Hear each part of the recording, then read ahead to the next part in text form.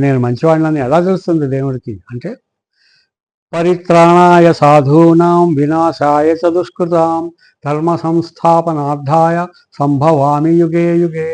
పరిత్రాణాయ సాధూనాం, సాధుజనులందరినీ రక్షించడం కోసం నేను అవతరిస్తా.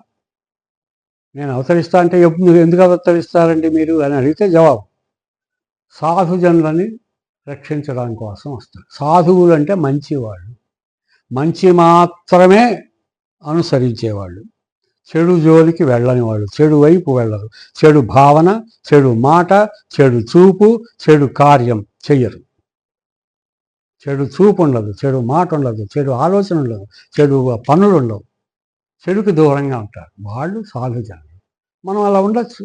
మనం అలా ఉంటే పరమాత్మకి దగ్గరగా ఉంటాం. పరిత్రాణాయ సాధూనాం వినాశాయ చ దుష్కృతాం. దుష్కృతులు అంటే